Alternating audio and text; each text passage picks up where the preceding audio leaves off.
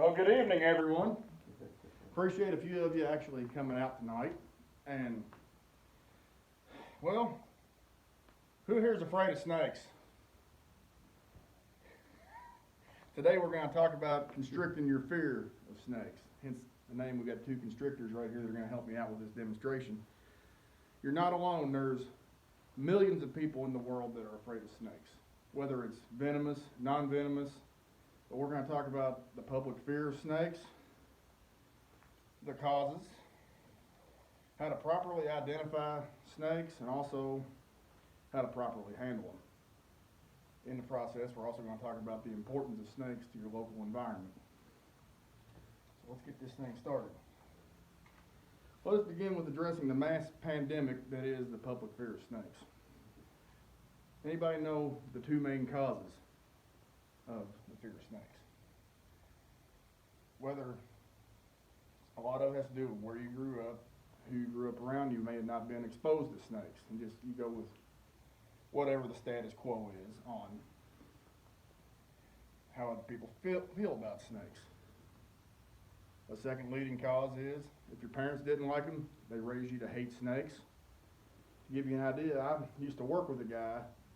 He despised snakes with all his being. He would run screaming like a schoolgirl if you threw a broken fan belt at him, and threatened to blow this barn up to kill my snakes and everything else. So my suggestions for that is attend seminars. I do 2 or 3 of them a year for Mr. Holt with the Boy Scouts, and getting the young guys involved with reptiles, and they absolutely love it every year. And today there was supposed to be a local reptile show in Clarksville, but they canceled it because of the coronavirus. And which the fear of snakes is the same as coronavirus. It's just a mass pandemic. There's no reason to be afraid of it. Snakes are actually a very vital part of our local ecosystem. And, there's a lot more good than bad. All snakes are predators. I've taken a few of my snakes to family gatherings, and I've had cousins walk up and try to feed them potato chip. They don't do that. They're a lot of local snakes, king snakes, black rat snakes. They mainly prey on mice or even other snakes that you may not like. Garter snakes, green snakes, they eat spiders, bugs, lizards eat wasps and other bees that we don't want around. And now, Kentucky Reptile Zoo is actually leading the research on using like rattlesnake venom or cobra venom for curing cancer. There's even one to be said it could be a possible cure for AIDS. People that don't know their snake species often throw out the first thing that comes to mind and misidentify snakes right off the bat, and so everybody thinks the same thing.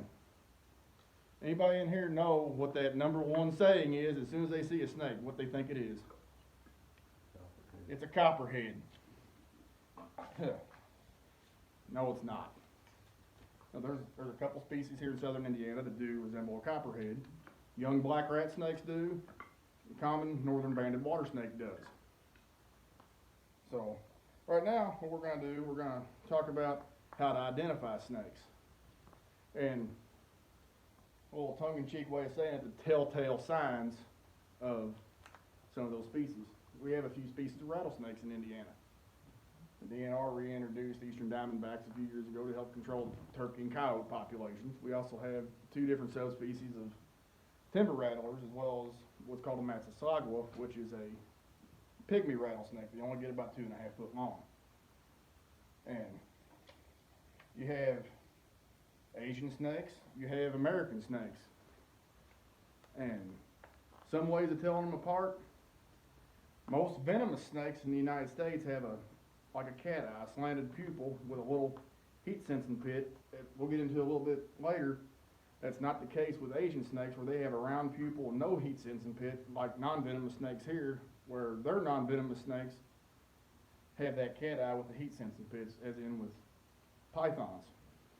Now, non-venomous, the biggest are the deadliest. And reticulated pythons are the world's longest snakes. And a very good friend of mine actually raises those, and I do as well. Samson's a very good friend of mine who has given me a lot of very good knowledge on these snakes. And for local snakes, Peterson's Field Guide to Amphibians and Reptiles, this actually got me what is still the record at North Harrison High School for the highest score on amphibians and reptiles tests 15 years later. Still holds the record. Now, some other things on local snakes. I don't have a black king right now because they're all in hibernation. But I do have one of their cousins with me, and she's a desert king. They're usually found in West Texas, parts of Mexico, and some parts of southern New Mexico. And if I can get her out without getting nailed, because she has been known to do that to me a few dozen times. But she is very similar to the common black king snake found in southern Indiana. You all may remember her from the first speech I gave for the class. She'll get maybe 5 foot, but she's usually very cage defensive, but she's very docile once you get her out and get her used to being around her. What I'm gonna do, I'm gonna hand her off to somebody here in the audience real quick so she can walk around. Be very gentle with her. We'll actually get into how to handle these things here in just a minute.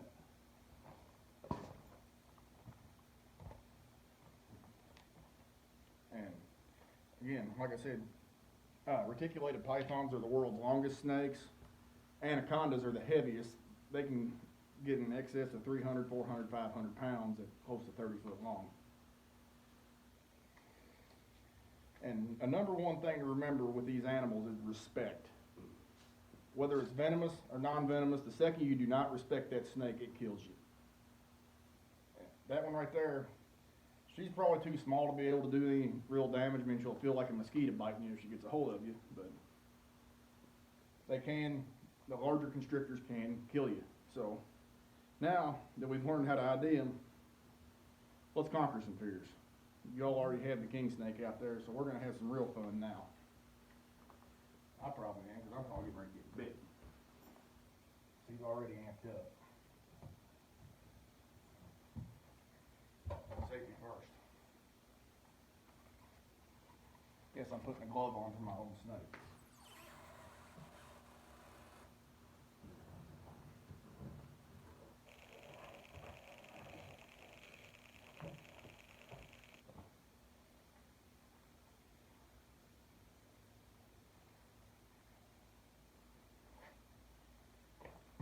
This is a sunfire reticulated python. He's about 4.5 years old right now. He's roughly 9 foot, and he's actually starting to shed skin on me, so it's kind of dangerous to be handling him right now. But I'm going to anyways. And contrary to popular belief, snakes are not slimy. A lot of people say they're like a fishing worm. They're really slimy. The only time these things are ever any resemblance of slimy is if they're shedding skin and they're in water. Then they get pretty nasty. And I've actually had one that was about 12 foot long. We had her in knee-deep water in the creek, and that was a lot of fun to get her out of that creek. And handle these guys with a lot of care. I mean, the old adage of, if any of y'all have ever seen the movie Mighty Ducks, soft hands. Very soft hands, and avoid grabbing them by the head, because if you miss, they won't. And they're going to turn around and nail you. This guy right here put probably 100 stitches in your hand if you try to grab him behind the head. And their saliva is nasty. You have to clean it out immediately. And to quote Dr. Alan Grant on Jurassic Park,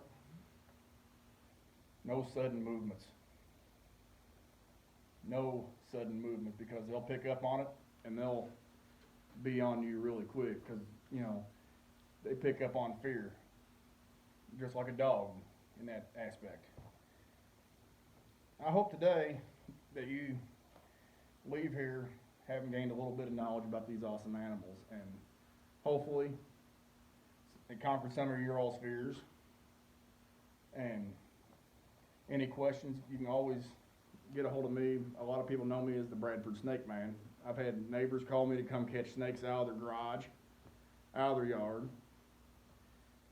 And today I shed a little bit of light on, fear of snakes, IDing them, their usage and importance in the ecosystem, as well as how to handle these things. Remember one thing: if you see one in the wild, respect the animal, give it a little bit of space, because 9 times out of 10, that snake's more afraid of you than you are of it. Now, let's see. Stephanie's got my king snake here, and she's handled a few of my snakes before. And Judson, this little guy here, he has handled every snake that I've got.